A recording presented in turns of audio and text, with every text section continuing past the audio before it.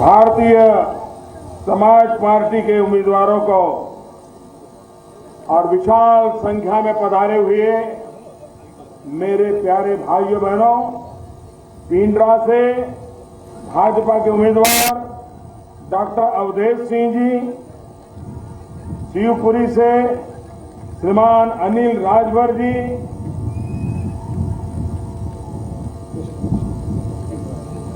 Rohingya से श्री सुरेंद्र सिंह ओडे जी, मुगलसराय से श्रीमती साधना सिंह जी, सैयद राजा से श्रीमान सुशील सिंह जी, सकलडीहा से श्रीमान सूर्यमणि तिवारी जी, सेवापुरी अपना दल के उम्मीदवार श्रीमान नीलरतन पटेल जी नीलू, अजगरा से भाजपा के उम्मीदवार श्रीमान कैलाश सोनकर जी और विशाल संख्या में पधारे हुए मेरे प्यारे भाइयों और बहनों, विराजिए भाइयों बहनों, 6 चरण के चुनाव समाप्त हो चुके हैं। 8 तारीख को जब पूरा विश्व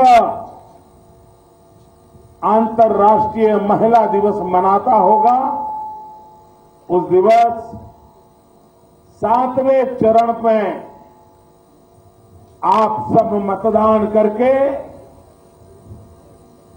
भारतीय जनता पार्टी, अपना दल और भारतीय समाज पार्टी के सभी उम्मीदवारों को भव्य विजय दिला करके उत्तर प्रदेश को सपा बसपा कांग्रेस से मुक्ति दिलाने का एक भगीरथ काम करोगे, ये मेरा विश्वास है। भाइयों बहनों, मुझे आज इस क्षेत्र में आकर के एक विशेष आनंद हो रहा है। जब मैं गुजरात में मुख्यमंत्री था तो डॉक्टर सोनेलाल जी गुजरात आते रहते थे। खास करके सरदार वल्लभ भाई पटेल के प्रति उनकी जो श्रद्धा थी, उसके कारण उनका आना होता था और उनके मन में हमेशा, क्योंकि मुझे काफी उनके साथ बातें करने का सौभाग्य मिला था, हमेशा अमूल डेयरी की तरह यहां के गांव में गरीब किसान पशुपालक उनके जीवन में अमूल डेयरी की जैसी व्यवस्था खड़ी करके बदल कैसे किया जाए, ये विचार लगातार चलते रहते थे। आज मुझे खुशी है कि डॉक्टर सोनेलाल जी ने जो बीज बोया, जो वट वृक्ष के रूप में फला फूला, और उनकी प्यारी बेटी डॉक्टर सोनेलाल जी के सपनों को पूरा करने के लिए जी जान से जुटी है। ऐसे क्षेत्र में मुझे आकर के अपने आप में बड़ा गर्व होता है। आज सुबह लाल बहादुर शास्त्री जी उनके निवास स्थान पर जाकर के उनको श्रद्धा सुमन अर्पित करने का मुझे सौभाग्य मिला। जय जवान जय किसान, ये मंत्र घर घर में गूंजा। दशकों के बाद भी आज भी वो मंत्र गूंजता रहा है। ऐसे महापुरुष को नमन करके मैं आपके बीच आया हूं। भाइयों बहनों, मेरा जन्म उस धरती पर हुआ जिस धरती पर सरदार वल्लभ भाई पटेल पैदा हुए थे, महात्मा गांधी पैदा हुए थे। भाइयों बहनों, और ये मेरा सौभाग्य है कि पूर्वांचल की धरती का जनप्रतिनिधि बनकर के मुझे आपकी सेवा करने का आपने मुझे अवसर दिया है। भाइयों बहनों, हमारे देश का अगर हम कल्याण करना चाहते हैं तो हमें हमारे देश के गांवों में किसानों की जिंदगी में, गांव के जीवन में बदलाव लाना ही पड़ेगा।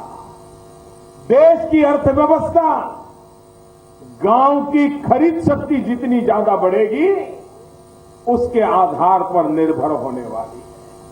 और इसलिए हमने एक सपना संजोया है कि 2022 में जब हिंदुस्तान की आजादी के 75 साल होंगे, महात्मा गांधी, सरदार पटेल जैसे महापुरुषों ने जिस आजादी के लिए अपना जीवन खपा दिया था, वो सरदार पटेल के, महात्मा गांधी के, भगत सिंह, सुखदेव, राजगुरु, अनगिनत क्रांतिकारी, अनगिनत स्वतंत्र सेनानी जिन सपनों को लेकर के देश की आजादी के लिए वो अपनी जवानी खपा रहे थे, उन सपनों को पूरा करने के लिए हर हिंदुस्तानी को अविरत प्रयास करना चाहिए। और इसलिए 2022 जब आजादी के 75 साल होंगे, 2 सपने प्रमुख रूप से लेकर के भारतीय जनता पार्टी और एनडीए की सरकार दिल्ली में काम कर रही है। एक, 2022 आजादी के 75 साल हो, तब तक हिंदुस्तान का कोई भी परिवार ऐसा न हो, गरीब से गरीब क्यों न हो, उसको रहने के लिए अपना खुद का घर न हो। भाइयों बहनों, गरीब से गरीब परिवार को रहने के लिए छत देने का संकल्प लेकर के भारतीय जनता पार्टी की सरकार काम कर रही है।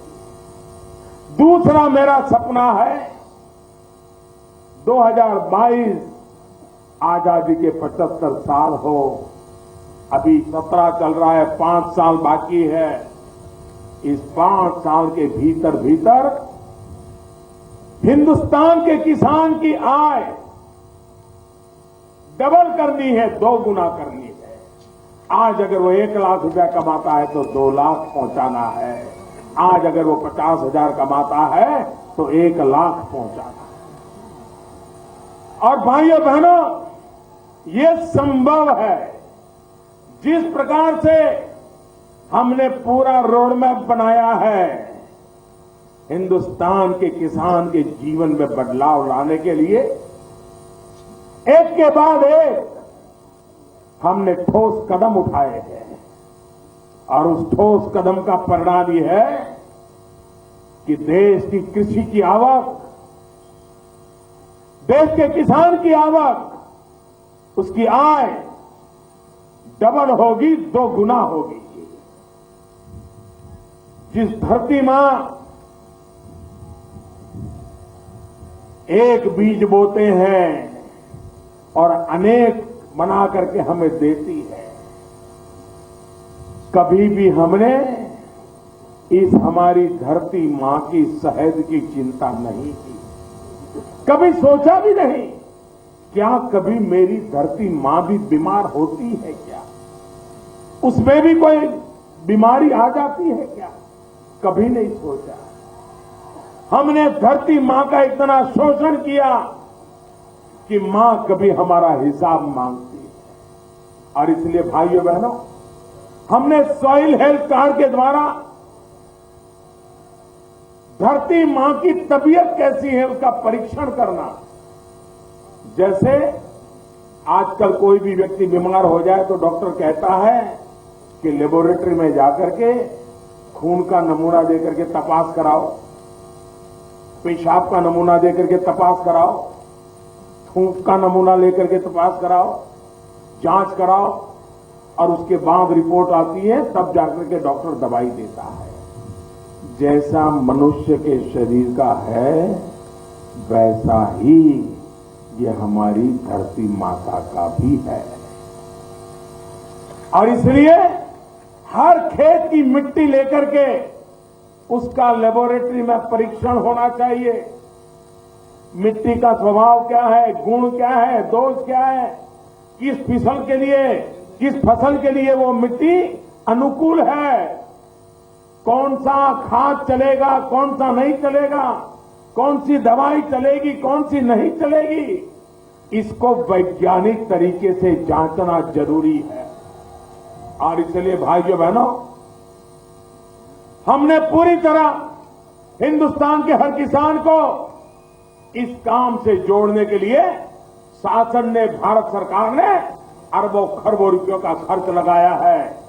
खेतों के जमीन के नमूने लेकर के जांच पड़ताल हो रही। किसान क्या करता है, अगर बगल वाले किसान ने लाल डिब्बे वाली दवाई डाल दी तो वो भी अपने यहां लाल डिब्बे वाली डाल देता है, पीले डिब्बे वाली डाल दी तो वो पीले डिब्बे वाली डाल देता है। वो सोचता ही नहीं है कि मेरे खेत में इस दवाई की जरूरत है कि नहीं है, मेरी जो फसल है उसमें इसका उपयोग है कि नहीं है, लेकिन बगल वाले ने किया वो भी कर देता है। और उसके कारण जितनी पैदावार होनी चाहिए होती नहीं है और आर्थिक रूप से नुकसान हो जाता है। भाइयों बहनों, हम सॉइल हेल्थ कार्ड के द्वारा किसान को वैज्ञानिक तरीके से अपनी फसल की कमाई करने के लिए पूरी तरह प्रशिक्षित कर रहे हैं, व्यवस्था कर रहे हैं। हमारे किसान को सर्टिफाइड बीज मिले। अगर अच्छा बीज होगा तो फिर किसान को कभी रोने की बारी नहीं आएगी। आज काले बाजारी करने वाले, बेईमानी करने वाले लोग किसानों को ऐसी झूठे बीज दे देते हैं और साल भर, जब साल बर्बाद हो जाए तब किसान को पता चलता है कि किसी ने मुझे ठग लिया है। भाइयों बहनों, ये किसान को रक्षा करने का पूरा प्रबंध आज भारत सरकार कर रही है। भाइयों बहनों, किसान को अगर पानी मिल जाए तो मिट्टी में से सोना पैदा कर देता है। ये ताकत हमारे देश के किसान की है। और इसलिए हमने हजारों करोड़ रुपया की लागत से देश में प्रधानमंत्री कृषि सिंचाई योजना को काम पे लागू किया है।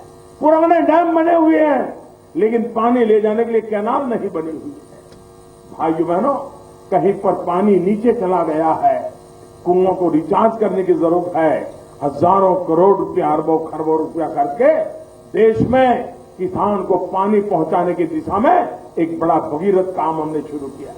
हम एक ऐसी योजना लाए हैं कि आज किसान के पास जो पंप है, कभी कभी वो इतनी बिजली खाते हैं, इतने पुराने हो गए हैं, किसान के पास पैसे नहीं वो पंप बदलने के लिए। हमने तय किया है जो भी किसान पंप बदलना चाहता है, भारत सरकार मुफ्त में उसका पंप बदल देंगी।